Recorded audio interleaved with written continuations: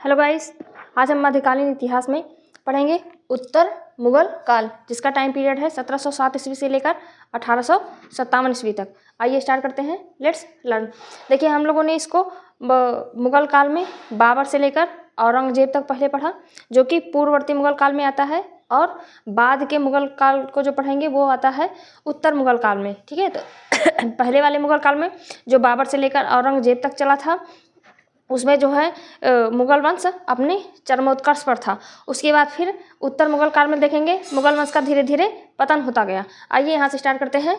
औरंगजेब के पुत्र, औरंगजेब के बाद औरंगजेब का पुत्र बनता है बहादुर शाह प्रथम, जिसका टाइम पीरियड है 1707 से लेकर 1712 ईस्वी तक। ठीक है, और उत्तर मुगल काल में पहला शासक बहादुर शाह प्रथम और अंतिम शासक बहादुर शाह द्वितीय, या इन्हें एक अन्य नाम भी है इनका बहादुर शाह जफर, बहादुर शाह जफर या बहादुर शाह द्वितीय, चाहे जो कहिए, जिनका टाइम पीरियड है 1857 की क्रांति तक।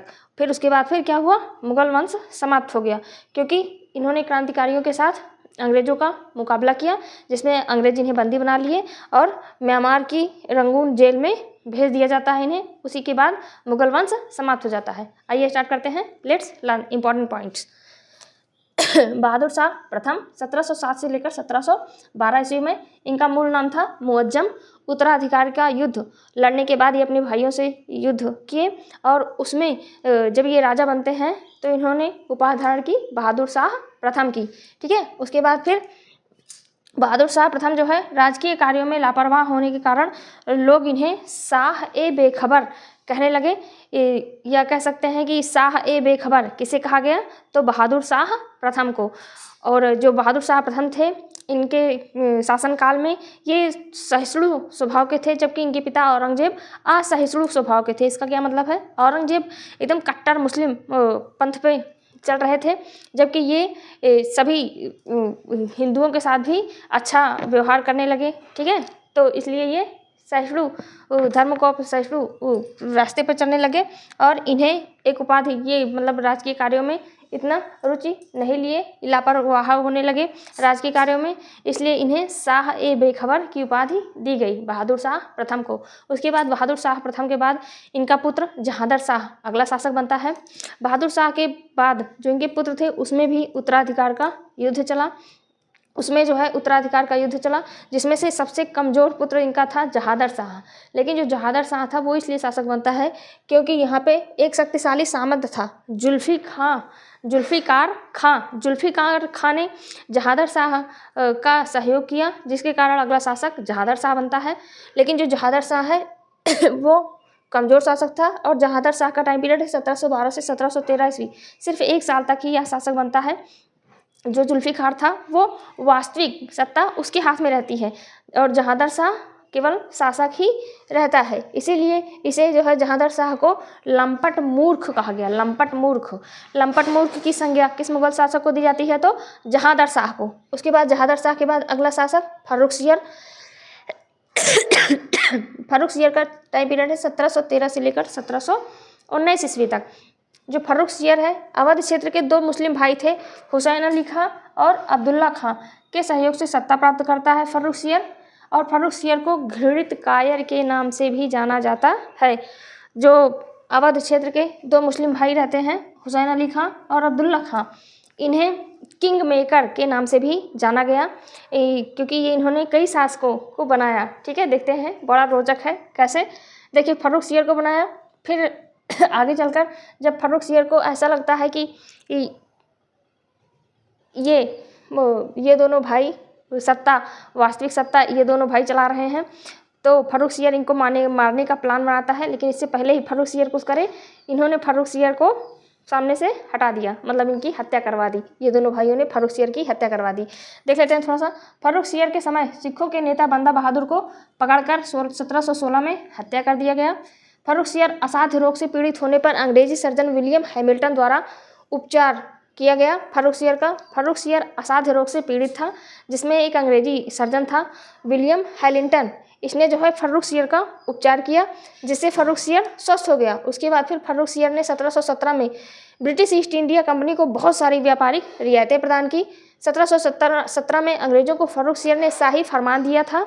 इसे अंग्रेजी कंपनी का मैग्ना कार्टा कहा जाता है, जो शाही फरमान जारी किया था कि आप जो है बंगाल में जाकर व्यापार कर सकते हैं। इसके एवज में फर्रुखसियर अंग्रेज़ों से साल के 3,000 रुपये वर्ष की कीमत लेता था। ठीक है, यहाँ पे हमने लिखा भी है, अंग्रेज़ों को साल के 3,000 रुपीज़ प्रति वर्ष की कीमत के बदले बंगाल क्षेत्र में व्यापार करने की अनुमति दे दिया था, जिसे जो है अंग्रेज़ों के लिए क्या था, जो अंग्रेज़ों के लिए मैग्ना कार्टा साबित हुआ। मैग्ना कार्टा मतलब अधिकार से संबंधित था। हमने मौलिक अधिकार वाला वीडियो अपलोड किया है, उसमें हमने और अच्छे से बताया है, आप लोग देख लीजिएगा।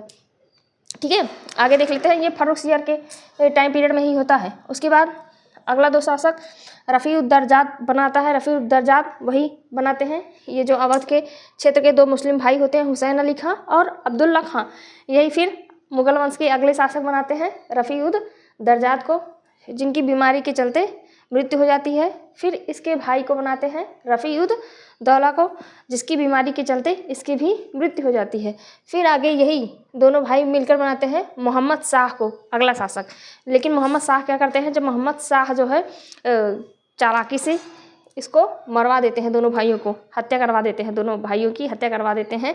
किसकी? हुसैन अली खां और अब्दुल्ला खां, दोनों भाइयों की हत्या करवा देते हैं। क्यों? क्योंकि इन्हें लगा कि जैसे ये हमसे पहले वाले पूर्व के शासकों के साथ किया, वैसे हमारे साथ ना कर दें, इसलिए इनकी हत्या करवा देते हैं। ठीक है, तो यहाँ से थोड़ा सा पढ़ते हैं। मोहम्मद शाह मोहम्मद शाह को रंगीला बादशाह भी कहा जाता है।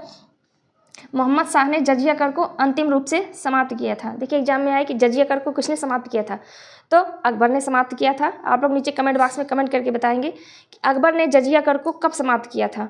लेकिन अजय अंतिम रूप से किसने समाप्त किया था, तो मोहम्मद शाह ने, क्योंकि बीच में औरंगजेब ने जजिया कर को फिर से शुरू कर दिया था, क्योंकि वो कट्टर मुस्लिमवादी था। तो जो औरंगजेब था उसने जजिया कर को फिर से शुरू कर दिया था, लेकिन मोहम्मद शाह ने जजिया कर को अंतिम रूप से समाप्त किया। ठीक है, ये अपने आप में इम्पॉर्टेंट क्वेश्चन है। उसके बाद इसी के समय, मोहम्मद शाह के समय, कई राज्यों के सूबेदार अपनी स्वतंत्र सत्ता स्थापित कर लिए, जैसे अवध में सआदत खां, हैदराबाद में चिनकिलिज खां या निजाम उल मुल्क, रुहेलखंड में वीर दाऊद एवं अली मोहम्मद खां, बंगाल में मुर्शिद कुली खां, कर्नाटक में सादुल्ला खां और भारतपुर में चूड़ामन एवं बदन सिंह। ऐसे कुछ रियासतें थी जहाँ पर ये लोग अपना खुद से स्वतंत्र शासक खुद को घोषित कर लिए। किसके शासनकाल में? मोहम्मद शाह के शासनकाल में। मोहम्मद शाह जो है मयूर सिंहासन पर बैठने वाला अंतिम मुगल शासक था, और मयूर सिंहासन पर बैठने वाला पहला मुगल शासक कौन था? शाहजहां, क्योंकि शाहजहां ने मयूर सिंहासन का निर्माण करवाया था, और शाहजहां ने उसमें मयूर सिंहासन में कोहिनूर हीरा को लगवाया था। तो ठीक है, तो ये अंतिम मुगल बादशाह कैसे हो गया? मोहम्मद शाह देख लेते हैं थोड़ा सा। क्योंकि मोहम्मद शाह के समय ईरान के शासक नादिर शाह द्वारा भारत पर आक्रमण किया जाता है। नादिर शाह शुरू में चरवाहा था, लेकिन बाद में वह फारस का शासक बनता है, और 1736 ईस्वी में फारस का शासक बनने के बाद 1739 ईस्वी में भारत पर आक्रमण करता है। नादिर शाह के आक्रमणों के कारण इसे ईरान का नेपोलियन कहा गया। नादिर शाह के आक्रमणों के कारण नादिर शाह को ईरान का नेपोलियन कहा गया। आप लोग नीचे कमेंट बॉक्स में कमेंट करके बताएंगे कि भारत का नेपोलियन किसे कहा जाता है। नादिर शाह लगभग 70 करोड़ की धनराशि और शाहजहां द्वारा बनवाया गया मयूर सिंहासन कोहिनूर हीरा लूट कर फारस ले गया, और वही फारस ले जाके बाद फिर इसकी मृत्यु हो जाती है नादिर शाह की, और ईरान का फिर अगला शासक बनता है अहमद शाह अब्दाली। आगे यहाँ देख लेते हैं। उसके बाद भारत में भी अहमद शाह का शासन टाइम पीरियड आता है। अहमद शाह मुगल वंश का शासक था, और अहमद शाह अब्दाली ईरान का अगला शासक था नादिर शाह के बाद। दोनों अलग अलग हैं, एक ही ना कर दीजिएगा। आगे देख लेते हैं। अहमद शाह एक अयोग्य शासक। ईरान वापस जाने के बाद नादिर शाह की मृत्यु, और ईरान का शासक अहमद शाह अब्दाली। अहमद शाह अब्दाली भारत पर 7 बार आक्रमण करता है, और पहला आक्रमण 1748 में अहमद शाह के समय ही अहमद शाह अब्दाली करता है पहली बार आक्रमण। ठीक है, 1748 में अहमद शाह के समय और इसी समय जो है ये पहला आक्रमण करता है। थोड़ा सा और देख लेते हैं यहाँ पे। आलमगीर द्वितीय अगला शासक होता है। आलमगीर द्वितीय मुगल वंश का अगला शासक आलमगीर द्वितीय 1754 से लेकर 1758 ईस्वी तक इसका टाइम पीरियड रहता है। जो आलमगीर द्वितीय था, इसी के समय प्लासी का युद्ध होता है। प्लासी का युद्ध, कभी एग्जाम में आ जाता है कि प्लासी के युद्ध के समय मुगल शासक कौन था, तो आलमगीर द्वितीय। प्लासी का युद्ध कब हुआ था, 27 जून 1757 में। प्लासी का युद्ध 27 जून 1757 ईस्वी, जो ब्रिटिश ईस्ट इंडिया कंपनी और बंगाल के नवाब सिराजुद्दौला के बीच में होता है, जिसमें सिराजुद्दौला की हार हो जाती है और ब्रिटिश ईस्ट इंडिया कंपनी विजयी होती है प्लासी के युद्ध में। उसके बाद थोड़े समय के लिए एक और शासक आता है मुगल वंश का, शाहजहां तृतीय, कोई इंपॉर्टेंट नहीं है। उसके बाद फिर अगला शासक आता है शाह आलम द्वितीय, 1759 से 1806 ईस्वी तक। इसके समय पानीपत का तृतीय युद्ध होता है 1761 ईस्वी, ईरान शासक अहमद शाह अब्दाली और मराठों के बीच, जिसमें मराठाओं की हार होती है 1761 ईस्वी में पानीपत के तृतीय युद्ध में। देखिए पानीपत का 2 युद्ध इससे पहले हो चुका है। पानीपत का प्रथम युद्ध 1526 ईस्वी में बाबर और इब्राहिम लोदी के बीच में, और फिर पानीपत का द्वितीय युद्ध होता है अकबर और हेमू के बीच में 1556 ईस्वी में। ये पानीपत का तृतीय युद्ध 1761 ईस्वी में अहमद शाह अब्दाली और मराठाओं के बीच में, जिसमें अहमद शाह अब्दाली जीत जाता है और मराठाओं की हार हो जाती है। और किसके समय, इस समय जो है शासक था शाह आलम द्वितीय। उसके बाद फिर होता है 1764 ईस्वी में बक्सर का युद्ध, ब्रिटिश ईस्ट इंडिया कंपनी के खिलाफ मुगल शासक शाह आलम द्वितीय, बंगाल के नवाब मीर कासिम और अवध के नवाब शुजाउद्दौला, तीनों ने मिलकर लड़ा। ब्रिटिश ईस्ट इंडिया कंपनी के खिलाफ तीनों मिलकर लड़ते हैं, फिर भी अंग्रेज विजयी हो जाते हैं, ठीक है। और उसके बाद फिर बक्सर के युद्ध के बाद फिर क्या होता है, 1764 में बक्सर का युद्ध, 1765 में ट्रीटी ऑफ इलाहाबाद, इलाहाबाद की संधि होती है। इलाहाबाद की संधि अवध के नवाब शुजाउद्दौला और अंग्रेजों के बीच होती है। उसके बाद 1803 में ब्रिटेन के सैन्य अधिकारी लॉर्ड लेक के प्रयासों से घोषित हो जाता है कि शाह आलम द्वितीय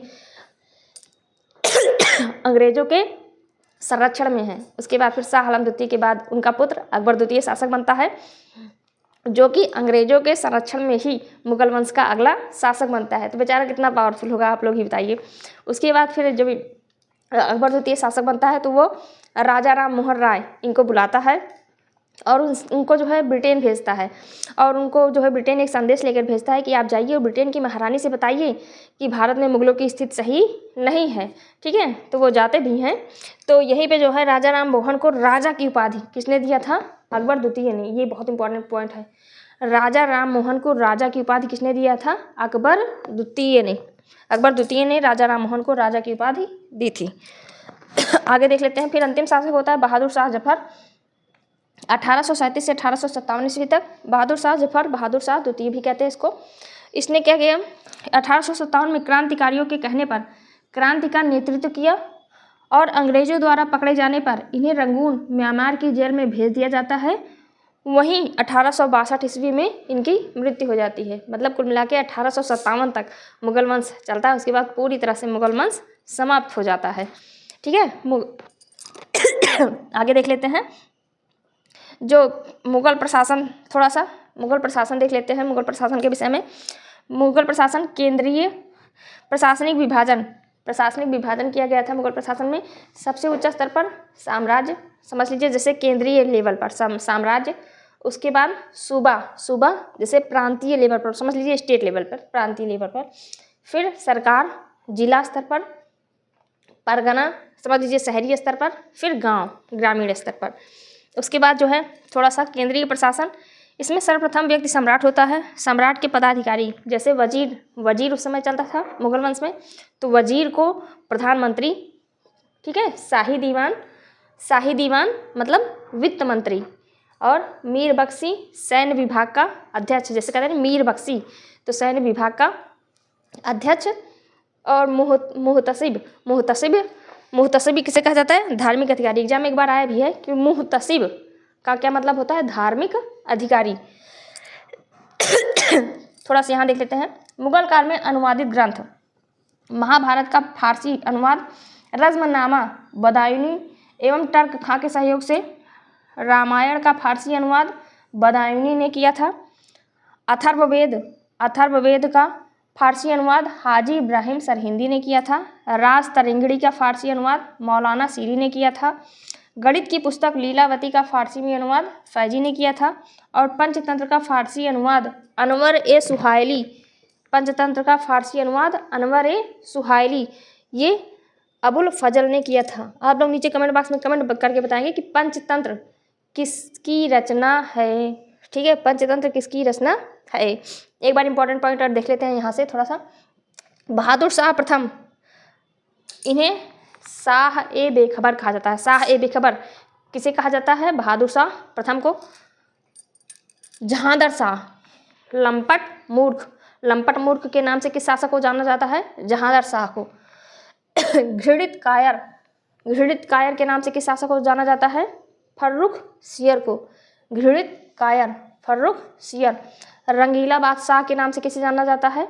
मोहम्मद शाह, मोहम्मद शाह को रंगीला बादशाह, मोहम्मद शाह रंगीला बादशाह। ईरान का नेपोलियन किसे कहा गया? नादिर शाह, ईरान का नेपोलियन नादिर शाह। ये थे कुछ इंपॉर्टेंट पॉइंट। और मयूर सिंहासन पर बैठने वाला पहला मुगल शासक शाहजहां। और अंतिम मुगल बादशाह, मयूर सिंहासन पर बैठने वाला अंतिम मुगल बादशाह मोहम्मद शाह रंगीला। मयूर सिंहासन पर बैठने वाला अंतिम मुगल बादशाह मोहम्मद शाह रंगीला, क्योंकि इसका टाइम पीरियड है मोहम्मद शाह रंगीला का 1719 से लेकर 1748 ईस्वी में। और 1739 में ही नादिर शाह आक्रमण करता है और मयूर सिंहासन को लूटकर फारस लेकर चला जाता है। उसके बाद किसी मुगल शासक के बैठने तक मयूर सिंहासन भारत में रहा ही नहीं, तो बैठेंगे क्या? ठीक है, thanks for watching my video. Please like, share and subscribe my channel.